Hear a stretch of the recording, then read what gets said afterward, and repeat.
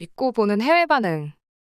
나치 독일이 소재인 영화는 전 세계에 무수히 있다. 하지만 그런 소재의 영화를 반독 영화라고 이야기하지 않는다. 정확히 말하자면 반나치 독일 영화겠지. 마찬가지로 일본 제국의 소재의 영화는 일반적인 사람이라면 반일 영화가 아니라 반일본 제국 영화일 것이다. 영화 암살은 일제강점기 대한민국 임시정부의 친일파 암살 작전을 소재로 삼은 영화입니다. 1932년 3월에 실제로 있었던 조선 총독인 일본 육군 대장 오가키 가즈식의 암살 작전을 모티브로 제작되었죠. 독립군을 소재로 하여 친일파를 처단하는 영화인 암살이 광복 70주년이라는 특수한 상황과 맞물려 광복절에 1000만 돌파를 했다는 것에 상당히 의미가 깊죠. 실제로 많은 사람들이 광복절에 1000만을 넘기를 바랬으며 짜맞춘 것처럼 8월 15일에 1000만 관객을 넘었죠. 또한 일본 전역에서도 개봉을 했는데 과연 일본인은 어떤 생각을 가지고 이 영화를 봤을까요? 지금 시작합니다. 복잡한 전개이지만 보면 자연스럽게 알 수 있다. 추축국 일본과 싸우는 사람과 아부하는 사람. 당연히 싸우는 사람이 주인공이지만 일본 측에게도 한마디 하고 싶어진다. 활극을 즐겁게 보면서 그 시대와 현재 상황을 비교하며 생각하게 된다. 미술 수준, 주연 배우들의 아름다움, 액션 장면의 연출 모두 확실히 영화의 엔터테인먼트성은 충분히 보장되고 있다. 카타르시스도 넘치게 느낄 수 있다. 일본인을 연기하고 있는 배우의 일본어가 어색한 것이 있으나 한 번씩 하는 개그 대사가 성공하지 못한 점을 뺀다고 해도 2시간 이상의 장편 영화가 지루하지 않은 것만으로도 영화표를 끊는 가치가 있다고 생각한다. 일본 통치 중인 조선의 인물들은 다양한 선택을 강요받는다. 다양한 입장이 있고 다양한 드라마가 있다. 작중의 대사에는 그 드라마가 전개할 것 같은 키워드가 있지만 전개하지 않은 소재도 있다. 오히려 연속 드라마 쪽이 어울리는 주제가 아닐까 하는 생각이 든다. 한일 두 나라 다 모두 좋아하기 때문에 감정적인 비평은 하지 않았고 실증적인 이야기를 잘 봤다. 제목에 쓴 대로 한국판 잉글로리어스 버스터즈입니다. 총격전도 무대 세트도 훌륭합니다.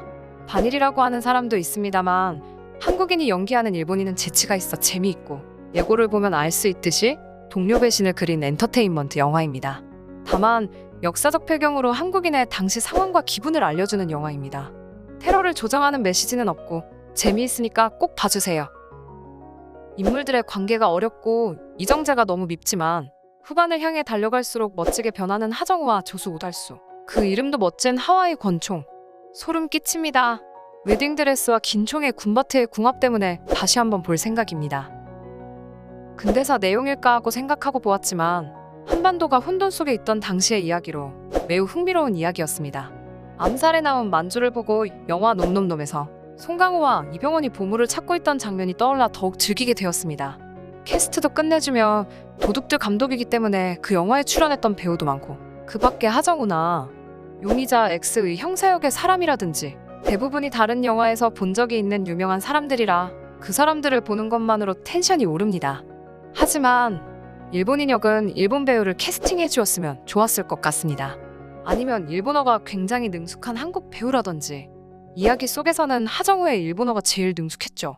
역사적으로도 격동의 시대에 자동차가 거리를 돌아다니게 되고 주유소도 상설되게 되는데 병합된 한반도 경성에도 그것은 있고 게다가 진짜인지는 모르겠지만 그 경성에 미츠코시 백화점까지 있는 것 같다.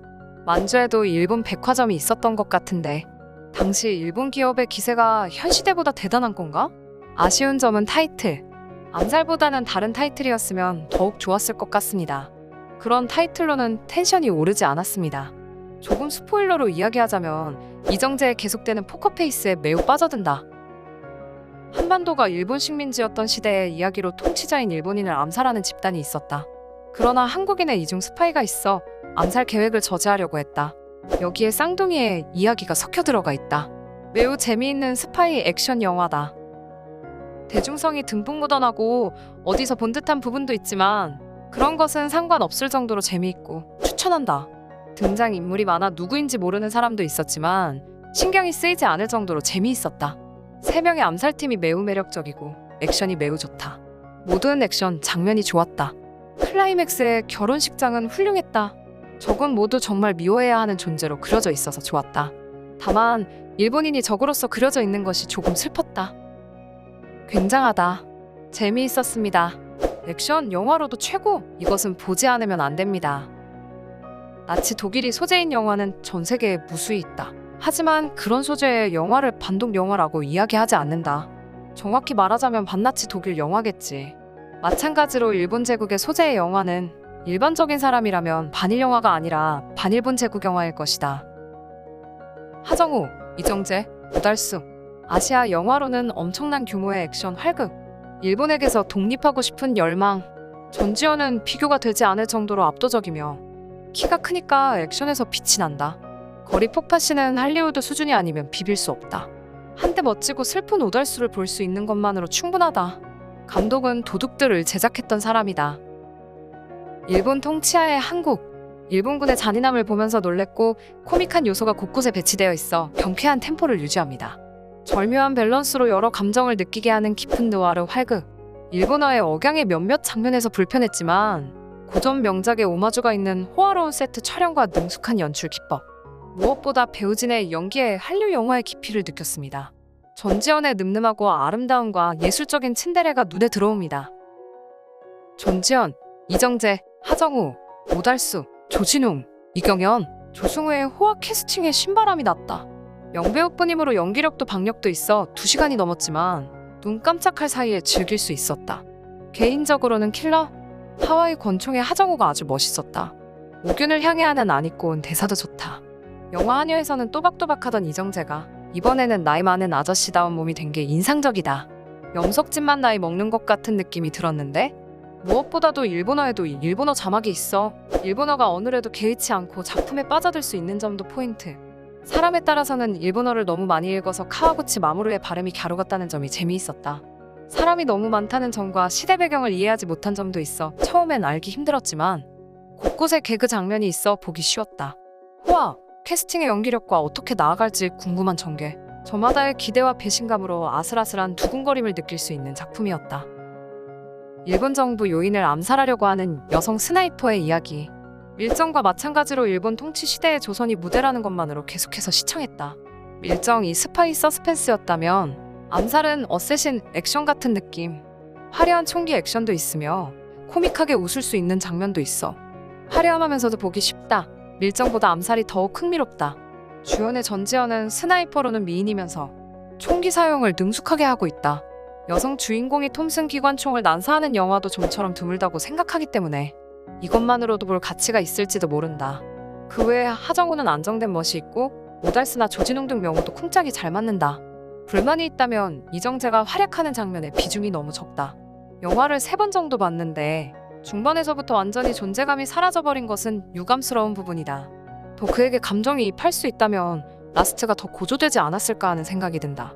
액션 영화로는 설정이 복잡하고 이야기도 꼬여있어 어려운 부분도 있지만 그런 부분을 무시해도 제대로 즐길 수 있었다.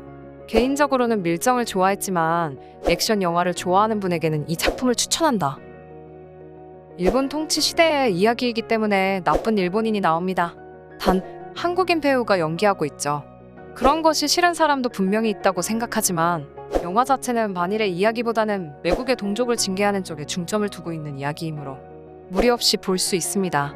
일본 영화에도 나쁜 녀석은 나오지만 반대로 한국 영화에서 일본인이 나쁜 일본인을 연기하는 것은 몹시 싫을지도 모릅니다. 하지만 어색한 일본어가 조금 그런 기분을 상쇄하는 것에 도움이 되었을지도 모릅니다. 애초에 일본이 다른 나라까지 지배하려고 한 시대가 있는 건 사실이고요. 우선 재미있습니다. 정지현 씨와 하정우 씨와의 모습에 몸이 떨렸습니다. 액션씬에서는 아야세 하루카도 보였어요. 정지현은 드라마와 달리 기품이 있었습니다. 하정우와 전지현의 만남에서 서로의 어두운 분위기에 꽃을 더하고 있기 때문에 키스 장면에서는 가슴이 쿵쾅거렸습니다. 이 두 사람 베를린에서도 부부 역을 연기하고 있고 이 커플은 굉장히 좋았습니다. 스토리는 복선이 있고 따로 자라게 된 쌍둥이 자매의 이야기가 슬프게 그려져 있습니다. 나쁜 일을 하면 자신에게 돌아오죠. 마지막으로 똑똑하게 살아남은 밀정 이정재 씨의 재판 장면도 좋은 장면이었습니다. 당시 상황을 회상하며 거짓말을 하는 강렬한 대사가 압권이었습니다. 너무 멋있었습니다. 무거운 테마와 많은 사람들이 죽죠. 이런 영화를 재미있다고 말할 수 있을지 모르겠지만 재미있었습니다. 이 영화 한국의 역대 흥행 수입 랭킹으로 8위, 관객 동원 수 1200만 명 정도. 한국 영화를 좋아한다면 화려한 출연진들이 많이 나오는데 일제강점기 일본 고위층과 친일 동포를 암살하려는 일제강점기의 이야기다. 스파이 장르는 역시 두근두근거리게 한다. 분위기가 생각한 거와 다른 느낌이 있지만 총격전이라든지 여러 요소가 재미있었습니다. 어쨌든 전지현이 매력적이고 일본에서는 엽기적인 그녀로 유명해졌는데 나이가 들고 더욱 멋있어졌다. 일본 통치하의 시대를 그리는 작품은 조금 복잡하지만 엔터테인먼트로서 봤다. 한국에서 인기가 있는 것은 역시 이유가 있을까? 일본 통치하를 반대하고 있는 이런 한국 영화를 좋아하는 것은 복잡한 감정을 느끼게 한다. 독립군 이야기를 그린 영화 암살을 본 일본인들의 반응이었습니다. 여러분들은 영화 암살을 어떻게 보셨나요? 저는 전지현 씨의 연기도 좋았지만 마지막 장면에서 왜 동지를 팔았냐는 질문에 염석진이 몰랐으니까 해방될 줄 몰랐으니까 알면 그랬겠나? 라는 장면이 가장 인상 깊게 남았죠. 여러분들도 마찬가지였겠지만 뒤로 갈수록 가슴에서 뜨거운 무언가가 올라오는 걸 느꼈습니다. 오늘의 영화 리뷰는 여기까지입니다. 재미있게 보셨다면 좋아요와 구독 눌러주세요.